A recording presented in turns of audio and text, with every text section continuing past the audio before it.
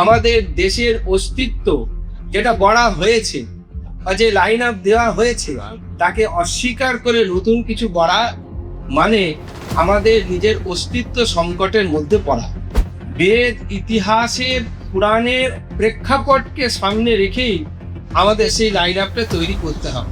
আজকে যদি হিন্দু সমাজকে আমরা যদি রক্ষা করতে চাই, যে আমাদের শিক্ষা ক্ষেত্রে যে পরিবর্তন ঘটিয়ে দেওয়া হয়েছে, নতুন শিক্ষা প্রণালীর মধ্যে ভাবি প্রজন্মকে এগিয়ে দেওয়া আমাদের পুরো দায়িত্ব গ্রহণ করতে হবে। তাহলে অত্যাচার, গ্লানি, লাঞ্ছনা এবং তারপরে একটা সামাজিক পরিবর্তন, ধর্মীয় পরিবর্তন বা ধর্মরাজ্য প্রতিষ্ঠা, এটা যুগে যুগে হয়ে এসেছে।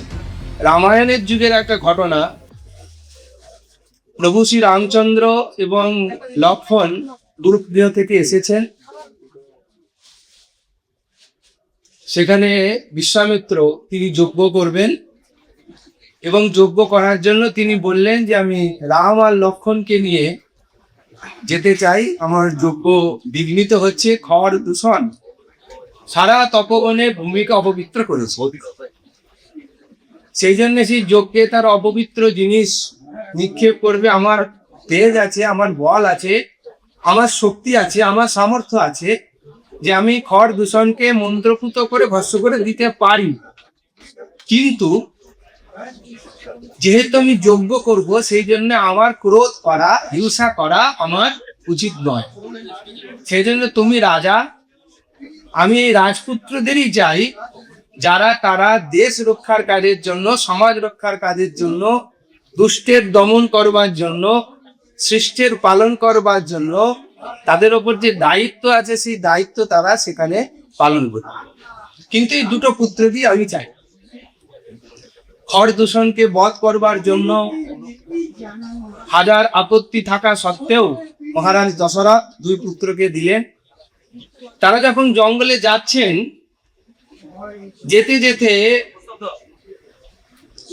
রাম প্রশ্ন করছেন, প্রভু শ্রী রাম বিশ্বামিত্রকে প্রশ্ন করছেন যে আচ্ছা, এই সামনে এতগুলো পাহাড় দেখতে পাচ্ছি, এই পাহাড়গুলো তো খুব সুন্দর, বেশ গাছ গাছড়া দিয়ে সাজানো, কিন্তু মধ্যিখানে একটা এই সাদা পাহাড়, যে পাহাড়টার মধ্যে যেন মনে হচ্ছে যে কিছু গাছ কোনোদিন গজায়নি, এরকম একটা পাহাড়, সাদা পাহাড়, এটা আমাদের অদ্ভুত লাগছে। এই পাহাড়টা কি পাহাড়? তখন বিশ্বামিত্র উত্তর দিচ্ছেন যে আসলে এই পাহাড়টা কোনো প্রাকৃতিক পাহাড় নয়। এই পাহাড়টা হচ্ছে এই জঙ্গলের তপবনে যে সমস্ত ঋষিমুনিরা তপস্যা করেন, তাদেরকে খড় দূষণ জাতীয় রাক্ষসেরা তারা হত্যা করে তাদের হাড়গোড়গুলো ফেলে ফেলে পাহাড়টা তৈরি করেছে। তার মানে রামায়ণের যুগ থেকে যদি আমরা এই সভ্যতার ইতিহাসটাকে যদি আমরা মেলাবার চেষ্টা করি বর্তমান যুগ পর্যন্ত, তাহলে অত্যাচার, গ্লানি, লাঞ্ছনা এবং তারপরে একটা সামাজিক পরিবর্তন, ধর্মীয় পরিবর্তন বা ধর্মরাজ্য প্রতিষ্ঠা, এটা যুগে যুগে হয়ে এসেছে। কিন্তু সেই ধর্মরাজ্য প্রতিষ্ঠার পরে যে লাইন আপটা তৈরি হয়েছে, যুগে যুগে এক এক রকম লাইন আপ তৈরি করে দেওয়া হয়েছে। সমাজের প্রয়োজনে, রাষ্ট্রের হিতের প্রয়োজনে, মানব সভ্যতা রক্ষার প্রয়োজনে আমাদের এই পরিবর্তনগুলো হতে হয়েছে। কিন্তু বর্তমান যুগে আমরা এসে দাঁড়িয়ে এই সোজা সাপটার মঞ্চে সোজা সাপটা করে যদি বলতে হয়, তাহলে পরে আমাদের কিন্তু এই লাইন আপটা আবার নতুন করে তৈরি করতে গেলে বেদ, ইতিহাসের, পুরাণের প্রেক্ষাপটকে সামনে রেখেই আমাদের সেই লাইন আপটা তৈরি করতে হবে। যদি আমরা আমাদের ইতিহাসকে ভুলে যাই, যদি আমাদের কনস্টিটিউশনাল পাওয়ারটাকে ভুলে যাই, যেটা ভারতবর্ষের নিজস্বতা, সনাতন ধর্মের নিজস্বতা, যেখানে তারা একটা শুদ্ধ পবিত্র সমাজ নির্মাণের কথা বলেছেন, সেটা যদি ভুলে গিয়ে আমরা যদি তৈরি করতে যাই, তাহলে কিন্তু আবার কিছুদিন পরে এটাও মুখ থুবড়ে পড়বে।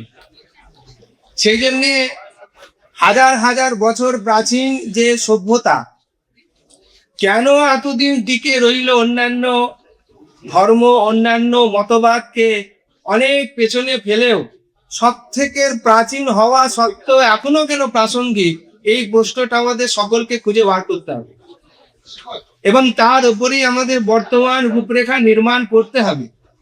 যদি আমরা সেই জায়গায় না দাঁড়াতে পারি তাহলে কিন্তু আবার যেটা নির্মাণ হবে সেটা কিন্তু আবার মুখ চুবেই পড়বে।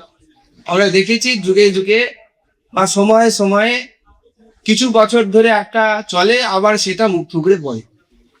সেই জন্যে যে কথাটা আমাদের সুকান্ত দা সর্বশেষে একটা জিনিস বোঝাবার বা বলবার বললেন, যেটা আমি আমার মস্তিষ্ক দিয়ে বুঝলাম বা এটা আমারও কথা ছিল, যে আমাদের দেশের অস্তিত্ব যেটা বলা হয়েছে বা যে লাইন আপ দেওয়া হয়েছে তাকে অস্বীকার করে নতুন কিছু বলা মানে আমাদের নিজের অস্তিত্ব সংকটের মধ্যে পড়া। সেই জন্য আজকে যদি এই বাঙালি সমাজকে বা এই হিন্দু সমাজকে বা সনাতনী সমাজকে আমরা যদি রক্ষা করতে চাই বা আগামী দিনে আমরা তাকে ভাবতে চাই, ভাবি প্রজন্মের কাছে আমরা নিজেদের অস্তিত্বকে রক্ষা করতে চাই, তাহলে কিন্তু আমাদের মনে হয় যে আমাদের শিক্ষাক্ষেত্রে যে পরিবর্তন ঘটিয়ে দেওয়া হয়েছে তাকে আমাদের পুরনো শিক্ষা ব্যবস্থার মধ্যে সামঞ্জস্য রেখে নতুন শিক্ষা প্রণালীর মধ্যে ভাবি প্রজন্মকে এগিয়ে দেওয়া আমাদের পুরো দায়িত্ব গ্রহণ করতে হবে। আমি আমার বক্তব্যকে বেশি দীর্ঘায়িত করব না, সময় অতিক্রান্ত হচ্ছে, অনেকেরই এখন সময় যাকে বলে দ্বিপ্রহরিক ভোজনের সময় এসে গেছে, সেই জন্য আমরা সেই দিকেই আস্তে আস্তে এগোচ্ছি। তো আমি সকলকে ধন্যবাদ জানিয়ে, উদ্যোক্তাদের ধন্যবাদ জানিয়ে, রাষ্ট্রবাদী সমস্ত শক্তি, সমস্ত ছোট বড় সংগঠন, সাংবাদিক বন্ধু, আজকের দিনে দাঁড়িয়ে সকলকে শুভেচ্ছা জানিয়ে আমার বক্তব্য শেষ করছি।